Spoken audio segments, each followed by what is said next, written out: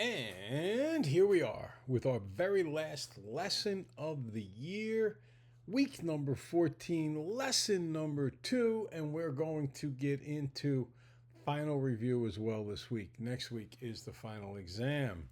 Today's agenda. We have homework answers to worry about. We got no more praxis at all. Standard deviation, which I misspelled. I also misspelled praxis. Oh boy. And review. That's what we're going to cover today. First bit of homework answers.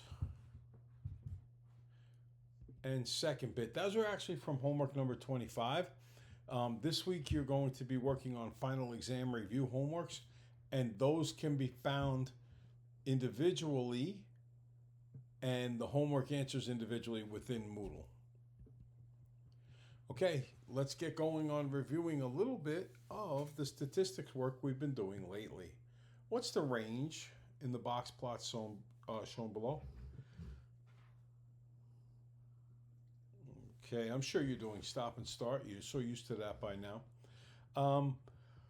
Well, the answer to this question is 7. Why? Because the range is the highest minus the lowest. The highest is 8. And the lowest is 1. 8 minus 1 is 7. Now, you may have gotten this a little confused with the interquartile range. That's only between the lower quartile, or the first quartile, and the third or upper quartile. And that would have been 6 minus 4 is 2. So that would be the interquartile range, not the overall range. Let's try this question. Go ahead.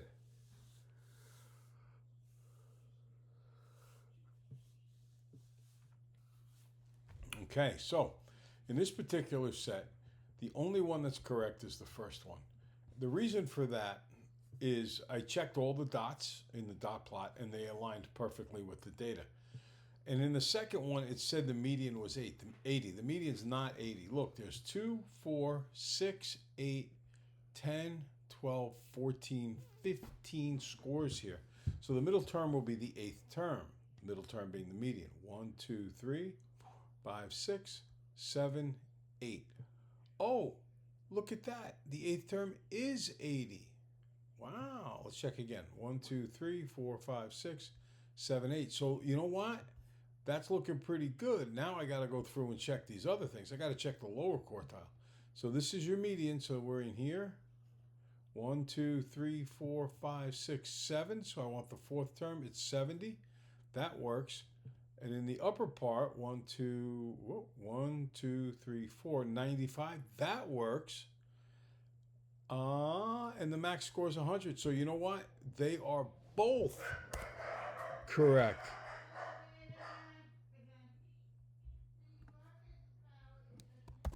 Both are correct. The median is, both are correct. The median is 80. Quartile 1 is 70. And quartile 3 is 95. Again, hopefully for the last time this year, showing you how a trained professional handles an emergency situation. So they're both correct. Okay, give this one a try about the physics lab, kinetic energy, and so on.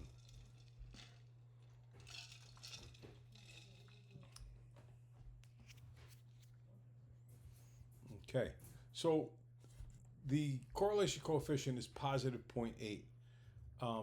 Choice 3 is out because that's 0. Choice 1's out because that's negative. Choice 4, I don't know what to think there.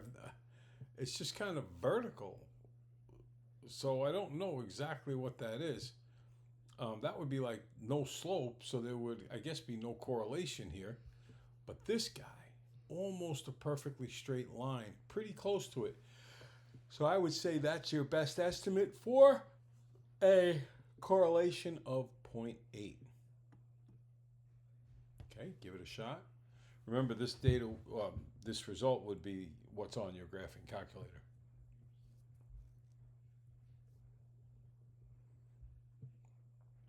Okay, so the way you figure out correlation is what we call the correlation coefficient, and that's R. In this case, it says negative 0.89, which is a really strong correlation, but it's also negative. So it has to be strong negative. Remember, a correlation of positive 1 or a correlation of negative 1, they're both perfect correlations. The only difference is a positive 1 goes up and the negative 1 goes down. For instance, a positive correlation might be I studied for 5 hours, I got a 93 grade. I studied for 7 hours, I got a 98 grade. As they go up together. A negative correlation might be something like I ate more and more cookies. No, then my weight would be going up. Oh, I spent more and more hours exercising and my weight goes down. Okay, give this a shot.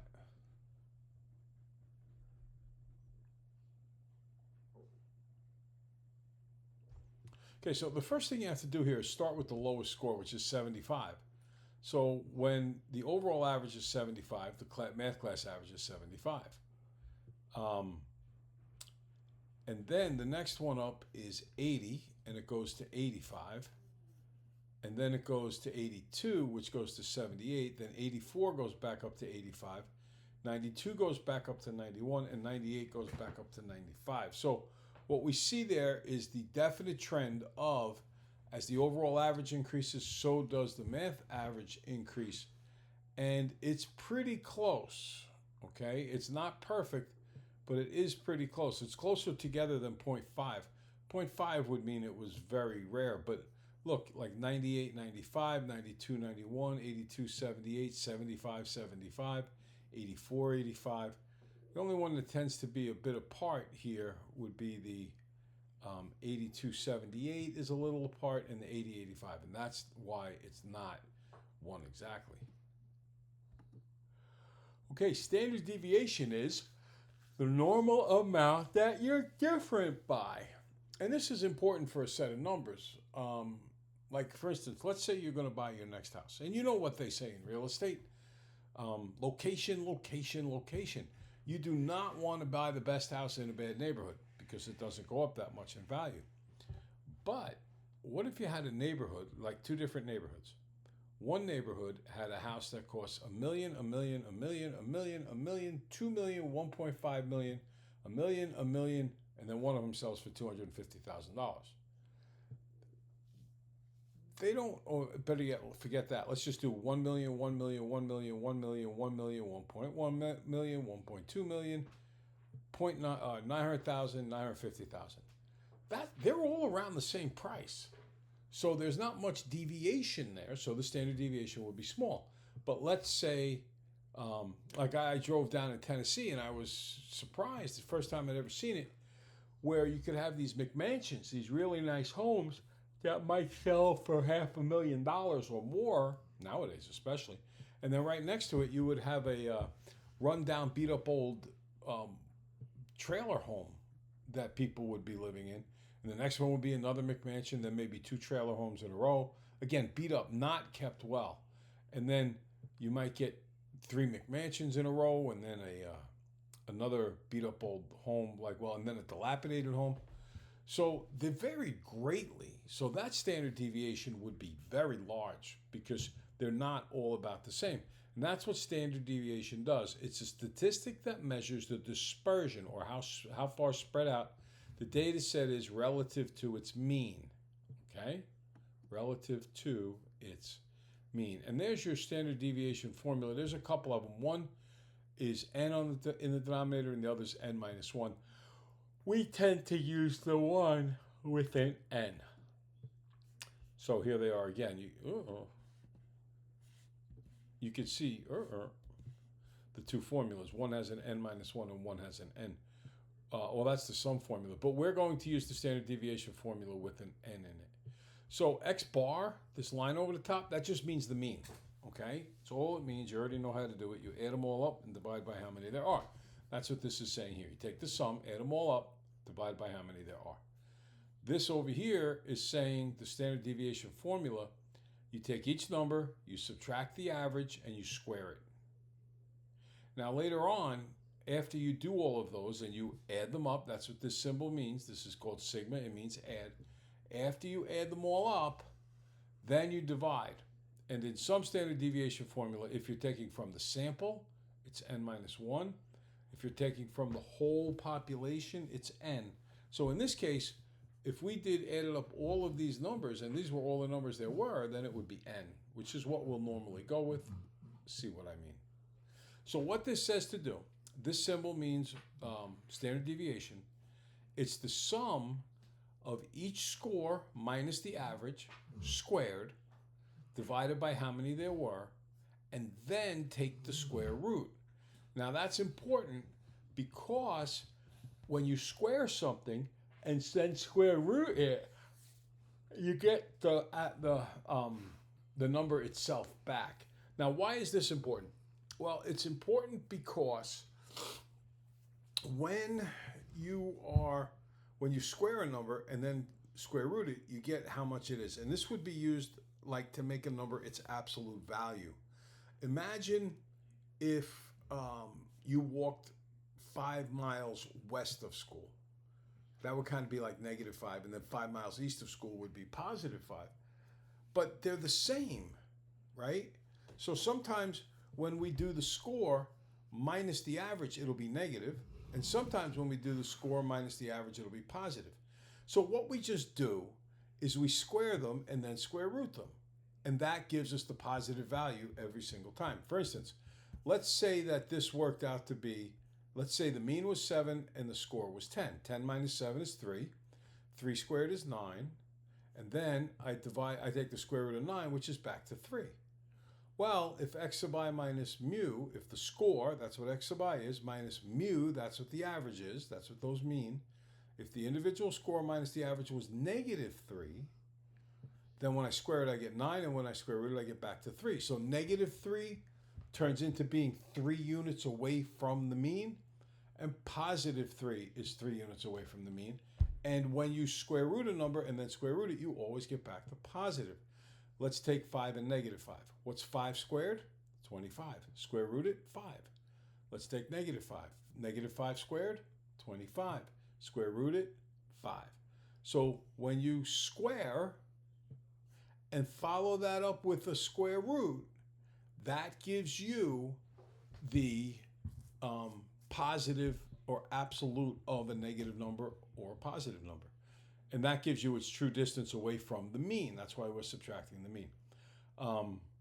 Now, the reason you divide by n is because you want the average amount for all the scores. Okay? Now, let's fill this in together. The first column says, what's the value? And all I'm going to do is list the values up top here. There they are. You can copy them down.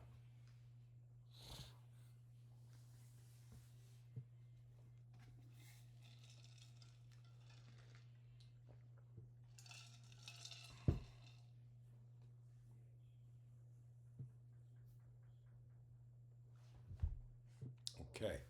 Now, once I have those values down, the next thing I have to do is figure out the average, mu, in the formula. That's what that fancy Amish looking figure is. It's actually a Greek letter. And to figure out the average, I've got to add up all the numbers, and then I've got to divide by how many there are. So the first thing I did was count how many numbers there were, and there were 10. And then I added up all of these numbers, and I came up with 107. And then to find the average, I do 107 divided by 10, because that's what the average is. Add them all up. That's 107. Divide by how many there are, that's 10. 107 divided by 10 is 10.7. So this middle column says the difference from the mean, x sub I minus x bar. Okay? And all we're doing is figuring out what's the difference from the mean. So I subtract them, and I get 1 minus 10.7 is negative 9.7. 3 minus 10.7 is negative 7.7. That's what it means when it says minus the mean here. 4 minus 10.7 is negative 6.7, and so on for the rest of that column. So I just do whatever the value is over here minus 10.7, and that's how I generate each of those. The last column says the difference from the mean, which is the previous column, squared. So calculate the squares of each of those numbers and fill them in. Go ahead.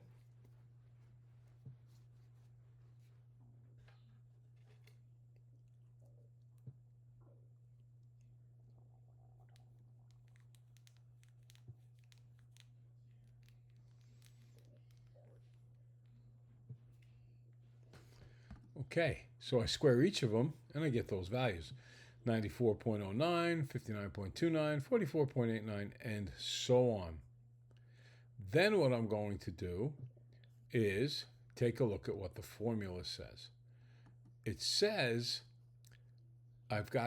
here's the sigma symbol here. That means add.